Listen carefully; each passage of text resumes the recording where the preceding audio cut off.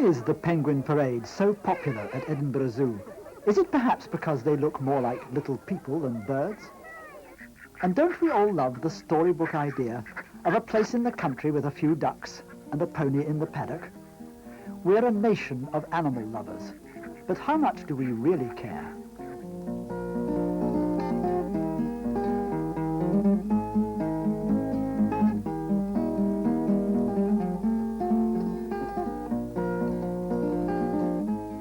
Man's relationship with some animals goes back thousands of years.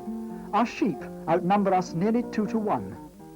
And we keep over 2 million cattle in Scotland, making milk and beef for us out of Scotland's largest crop, grass.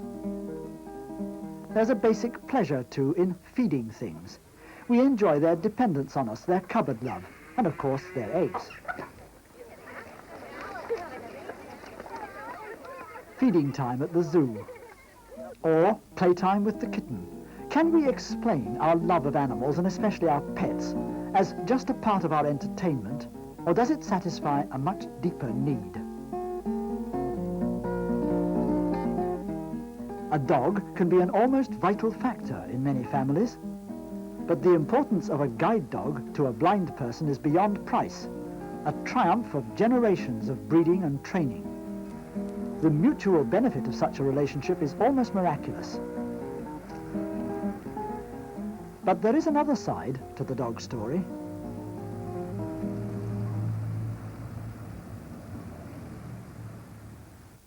Dogs can be a nuisance, and farmers with livestock often have real problems. And some dog owners don't seem to care, or maybe just can't cope, though it's always the animal that seems to suffer.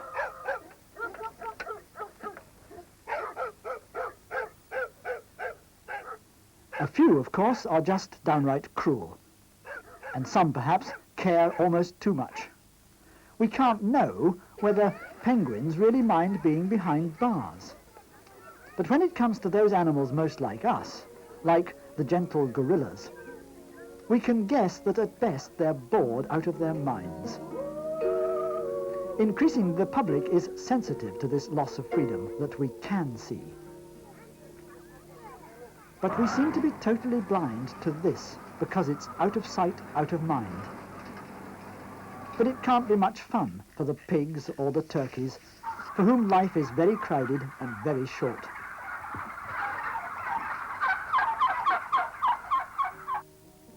And we may respect, even admire the fox, but they must be controlled, so the relentless killing goes on in thousands every year.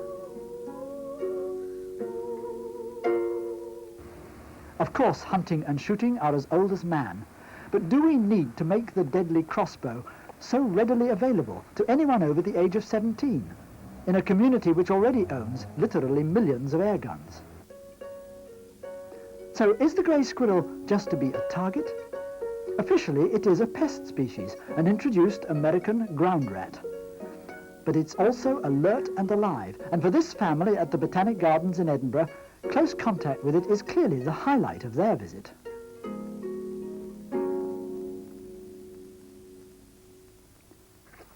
To lots of people, ducks are just there to be shot, but more and more prefer to watch and feed them instead. And it's not just the children who enjoy seeing them at close quarters. Whether it's tame ducks on the loch or waders down on the estuary, bird watching is now a national hobby. But some wildlife is really hard to get close to. Scotland has 250,000 red deer in the wild, mostly in difficult places out of the reach of many of us, especially in winter. Once they were forest animals, but we've destroyed their natural habitat and forced them to live out on the open hill. They're naturally shy, and this is often the best view we'll ever get. No wonder then that in the summer, red deer are a major tourist attraction in the country park. It's not the same as seeing them in the wild, but for many it's their only chance to see a truly magnificent Scottish native animal at reasonably close quarters, and the real thing is always better than television.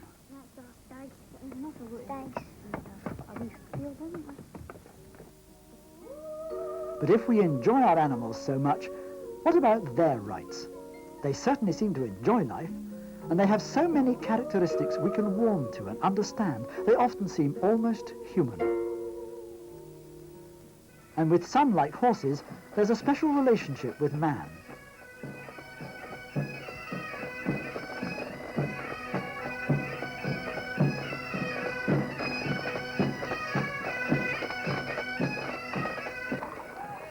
This is the annual ride-out from Coldstream across the Tweed and the English border to Flodden Field. It's just one of well over 70 traditional border events featuring horses. It looks wonderful, and most of those who ride their own horses take great pride in their welfare. But many of these horses belong to dealers and are only hired for the event. Many go day after day from one border riding to the next, often ridden by inexperienced riders with ill-fitting saddles and little attention to their fitness.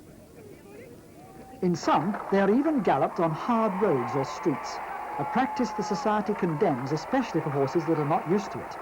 It's irresponsible and brings the tradition of the border ridings into disrepute. The Scottish Spca provides a home for old or unwanted horses, ponies or donkeys at the Lothian Animal Welfare Centre on the outskirts of Edinburgh, where this sad case ended up. It's another example of serious neglect, with grossly overgrown hooves and a coat and tail all matted with burrs. The society will cope and care for the pony, of course, but it all costs money.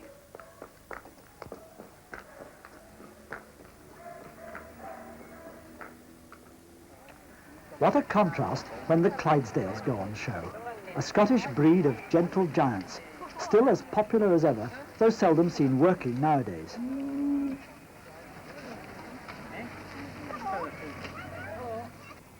And then there are the sheep, over 8 million of them in Scotland. Sheep are a vital industry in rural Scotland, though a great deal has been sacrificed in the past to their dominant role in our landscape. Every summer at Lairg in Sutherland, the year's crop of lambs come in for sale, 30,000 in a single day. It's a masterpiece of organisation. The animals are manageable enough, but still vulnerable to stress. Sheep reared on the open hill are better off than animals in intensive husbandry, but at the markets it's still necessary to have the inspector there. It helps to keep up standards. The regulations and codes of practice aren't always that easy to stick to, and often what matters most to those taking part is the price.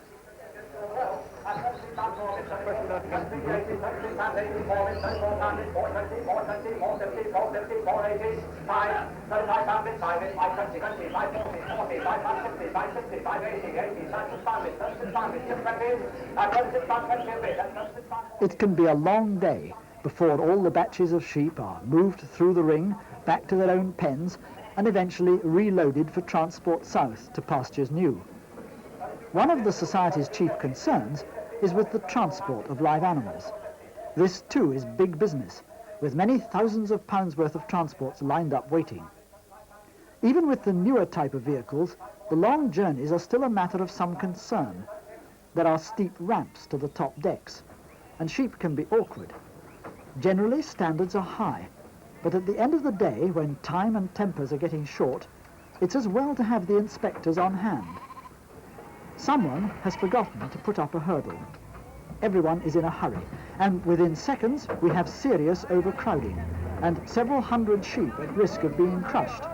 Luckily, it's not too serious, but it takes quick thinking and action to avoid casualties. And this is where the uniform helps to establish authority and give the welfare of the animals the right priority.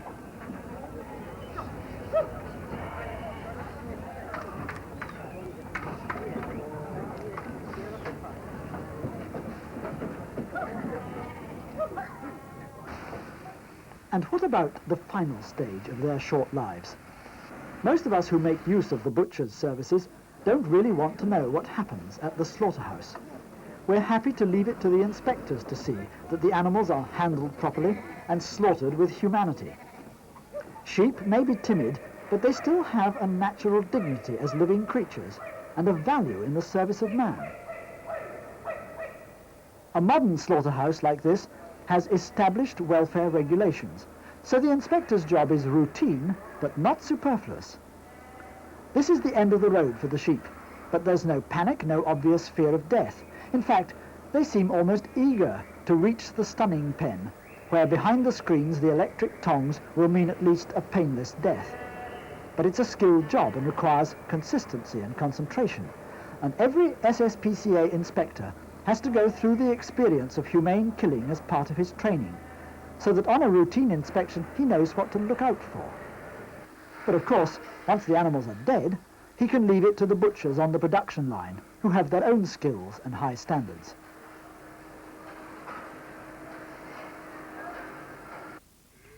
The next consignment to arrive are cattle. Before slaughter, all cattle must be stunned to eliminate pain. The Society firmly believes that all animals in Scotland should be pre-stunned, including those killed by ritual slaughter for the Jewish and Muslim communities. This slaughterhouse in central Scotland was built to the highest EEC standards. Several hundred cattle a day can be processed here on a factory production line, which seems a very long way from the show ring, where prize animals are cosseted and treated like royalty. This is the acceptable face of the meat industry. But does the public at the show ever think of what's involved in converting beef on the hoof into beef for the table? The least we can do is to see that the animals live and die without suffering.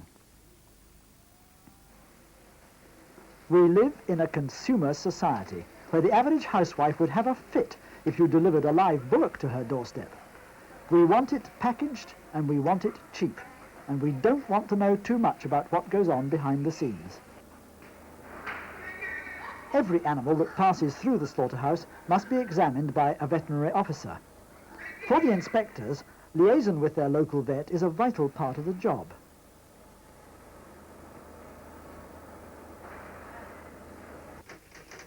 Pigs are a good example of the efforts made by the Society behind the scenes to improve welfare standards, which may mean trying to change the law.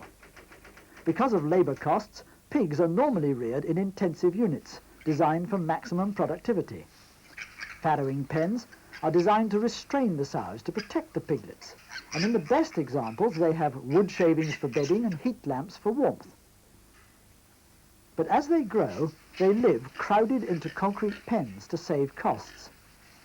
The Society can have no legal quarrel with conditions that are within the welfare codes for the industry, but these must be kept under review. And the Society presses the case for improving the conditions for such intelligent animals. One result of such pressure on the authorities is this new research by the East of Scotland College of Agriculture to develop a family pig unit. Here, different ages of pigs can associate freely, and the breeding sows in units of 4 can move about and live a more natural life. They can have a good scratch, visit each other, or even build a straw nest for their piglets, as wild pigs would do. It's still restricted, but undoubtedly less frustrating for them. And it may prove to be commercially viable, for the industry sadly is only likely to accept better welfare if the end product can be produced as cheaply. As things are, with pork and bacon, the individual consumer doesn't have the choice to pay a little more to give pigs a better deal. And it's the same with turkeys. The public doesn't see the sight of thousands of large birds intensively reared to produce maximum weight at the end of their few short months of life. Turkey products are a good example of what the poultry industry has to offer, some of the cheapest protein on the market. Consumers love it for its excellent value for money, with convenient packets in the freezer or our traditional dinner at Christmas. But turkeys are not just packaged protein. They are living creatures.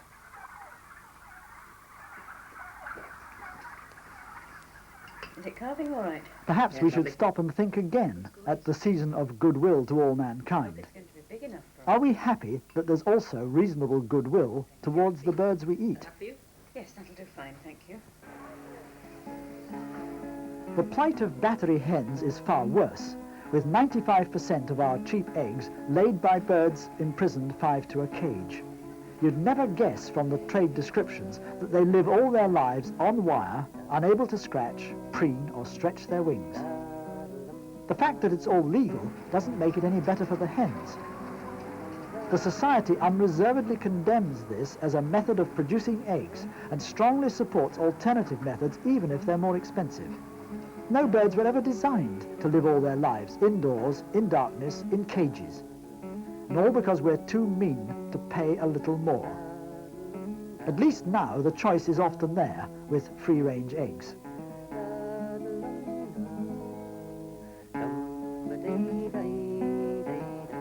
This is what these beautiful birds should look like, descended as they are from the jungle fowls of the evergreen forest. Surely it's worth a few pence extra for a dozen eggs to give these birds at least a little space and some fresh air, and to let them scratch for their food as they were surely designed to do on God's good earth. As fellow passengers on the Ark with us, don't they deserve all their feathers and a little more dignity than this?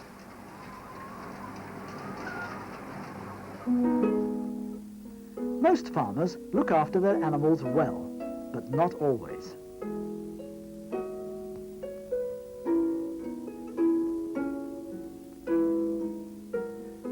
After a wet autumn and a hard winter, things begin to go wrong down in Galloway. The inspectors work closely with the police and the department's vets when it appears that the law has been actually broken. In this case, cattle were actually found dead from starvation in the fields when feed became too expensive and the money ran out.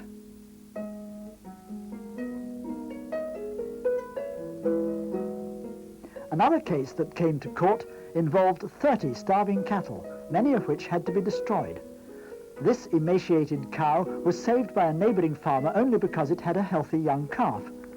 But a comparison with one of his own well-fed beasts shows how bad things can get before word reaches the local inspector. Hello. The chief inspector in Edinburgh heads a team whose work comes largely over the telephone. At headquarters, every call concerning an animal in distress is investigated. Just to let you know, there's been a wee Alsatian pup roaming round here all week. Now, it looked quite healthy.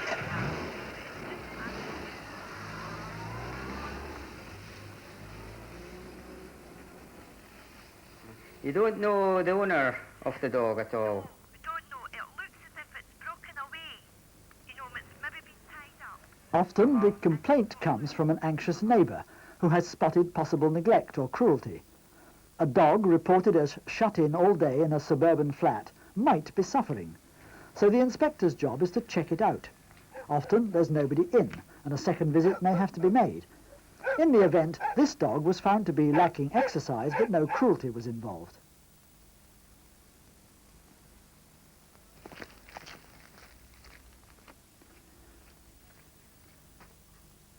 At Dundee, this dog was only just rescued in time. After a week's feeding at the Dundee Animal Welfare Centre, it was still pathetically thin and hungry. You see that in that? Is that lovely? Is it? Is it good? You're enjoying it? Yeah, still good. Oh, you're enjoying that. Clever boy. You're sitting behind him. It seems almost incredible that an animal so badly treated should still be able to respond to human kindness with so much affection in its eyes.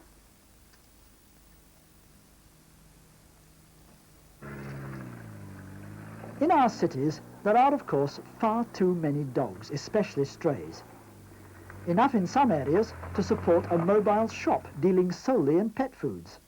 So dogs are big business, especially breeding dogs for show. At the annual show of the Scottish Kennel Club, the Society provides a shelter for their members' dogs, which might otherwise be left in cars in the car park. It's surprising how many ignore the notice. And it seems strange that dog enthusiasts who should perhaps know better can still subject their own pets to the unbearable conditions of an oven-hot car on a sunny day.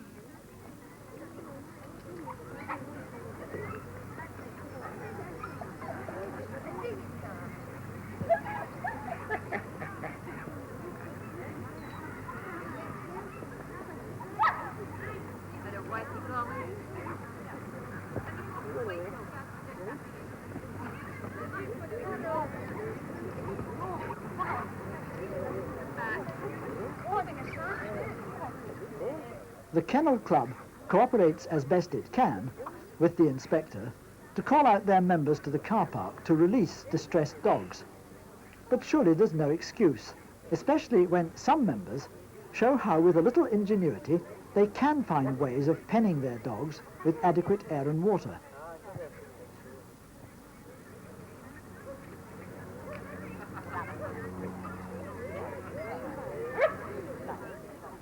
To the inspector, it's just all in the day's work. Another call to the inspector's room at HQ. This time, a vixen caught in a snare close to a public footpath on the outskirts of Edinburgh. Luckily, Senior Inspector MacDonald is just in time, and using a special noose on a pole, he is able to pin down the desperate animal to remove the snare.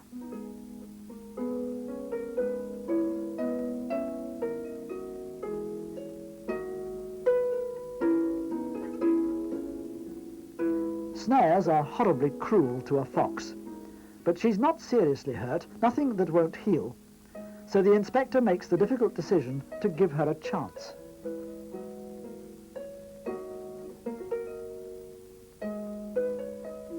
After her 4-hour ordeal, she seems hardly able to realize that at last she's free, but when she does, she's off. This snare had no stop on it and was in fact illegal. But the Society campaigns against all snares because they cause unnecessary suffering. Up in Elgin, Senior Inspector Willie Simpson answers yet another call at his home. This is the daily routine. Every call is logged in the daybook. Every complaint is investigated. It can amount to a lot of calls.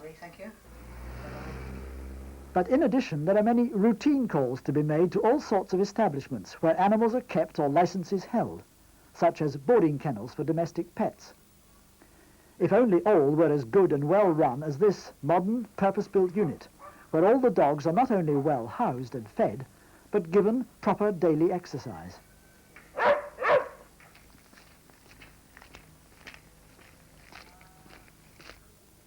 Nothing to complain of here, but it's useful to check on the facilities in advance of the inevitable requests from pet owners seeking advice on where to board their dogs while they're away on holiday.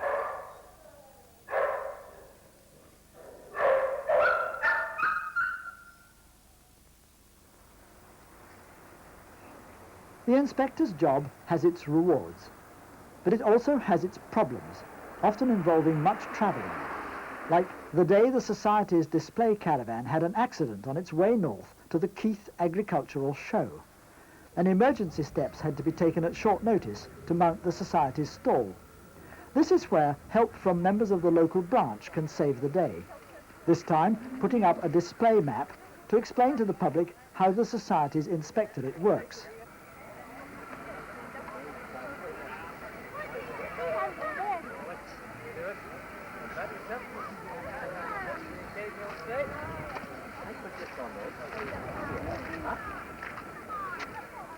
The inspector's uniform is known and respected throughout Scotland, but they can't do the whole job on their own. An army of volunteers is also needed to help run events and raise funds for animal welfare. This time it's a dog show, organised by the Glenrothes branch and well supported by local dog owners. And it's not hard at an event like this to see why we are known as a nation of animal lovers.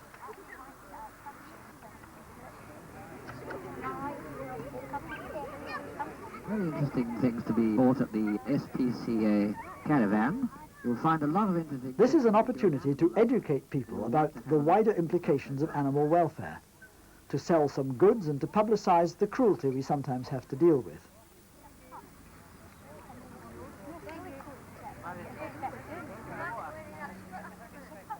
But fundraising is also an important part of the show. For hopeful visitors, there are raffle prizes to be won, books or even white elephants to be bought, but sadly, no dog biscuits as prizes. But always there's the need for more funds and for more helpers to raise money, and it's not hard to see why. Costs escalate every year as the demands on the staff increase. Take animal rescues, for instance.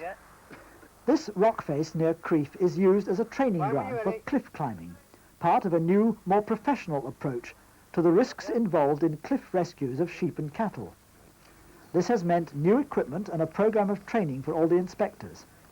It's no use trying to cope with struggling or injured animals in a dangerous situation unless the skills of rope work have been thoroughly mastered. After ropes and tackle, the next essential item of equipment was two-way radio.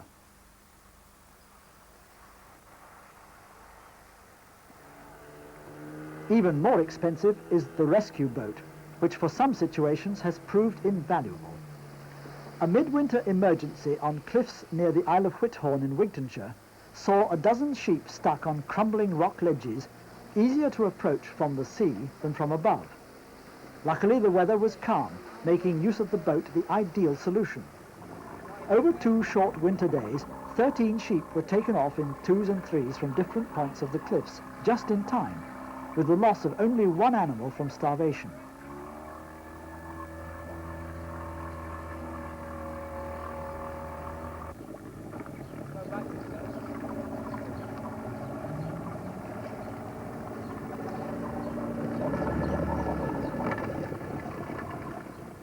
It was quite tough on both men and animals, but better than being left to starve to death. An inflatable boat with a powerful outboard is highly maneuverable for this kind of operation, but it's still a risky business calling for reliable equipment and a high degree of skill and training, and these all cost money.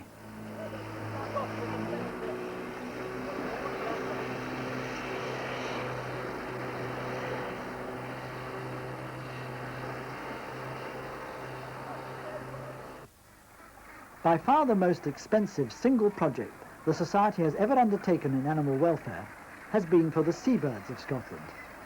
Some of Europe's finest seabird colonies are found in Shetland and the far north, close to the North Sea oil fields and the inevitable risk of oil pollution. Here on Moss is a typical colony of gannets, kittiwakes and guillemots, all fish feeders highly vulnerable to the floating menace of the oil slick. Until 1986, the only properly designed place for dealing with the problem of oiled seabirds was the RSPCA's centre in Somerset, 650 miles from Shetland. So the Scottish SPCA chose a site on the Firth of Forth to establish a new centre for treating oiled birds from the northern half of Britain at Middlebank Farm near Inverkeithing. It wasn't long before a major incident involving over 450 birds on the northeast coast of Sutherland put the new centre to the test. The birds arrived in the special trailer, normally used as a horse ambulance, the day after they had been picked up on the beaches over 200 miles away.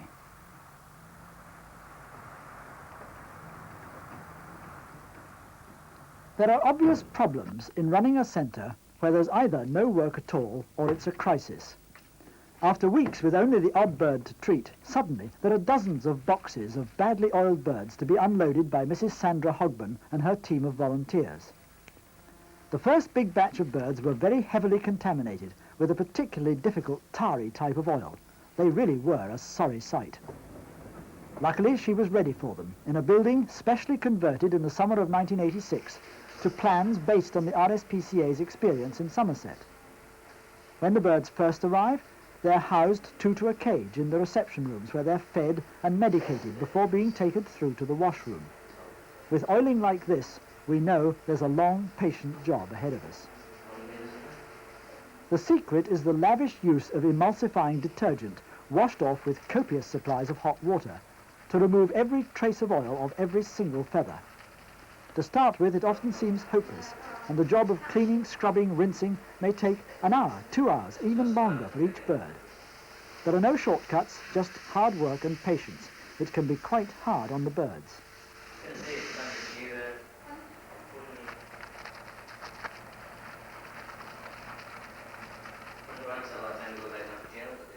It takes 2 people, 1 to wash and 1 to hold the bird firmly.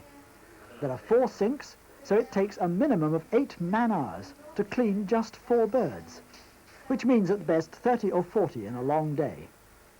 The secret is an army of volunteers, and Mrs. Hogben has 100 she can call up by telephone for help in a crisis. Towards the end, when the plumage is really free of oil, they reach the satisfying stage when the water droplets start to run off the feathers instead of soaking into a waterlogged bird. And this is the sign that the cleaning is nearly complete and all the oil gone, so that the birds can now go to the drying room to recover beside the heater.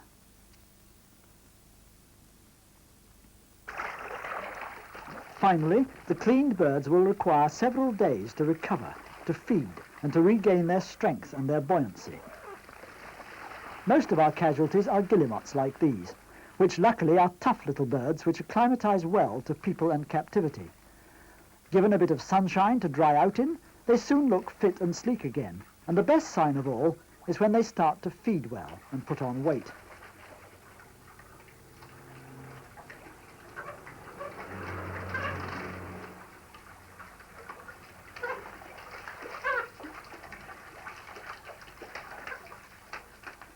Mrs. Hogben still likes to test every bird for waterproofing, timing, if possible, a full 40 minutes in the water, at the end of which they must still sit high on the surface.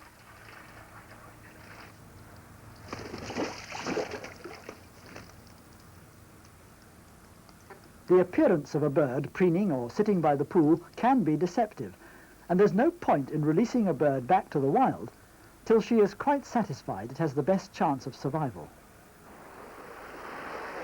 Often it takes a week or longer before the birds are ready to be released. But this is the point where all the trouble and hard work at last seems worthwhile.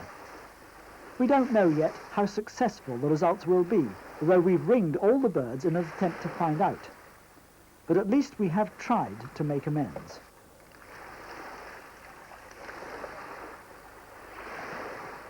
This is what the Scottish Spca exists for. Not just the prevention of cruelty, though sadly that is still an important part of the work, but the active promotion of the welfare of all animal life in Scotland.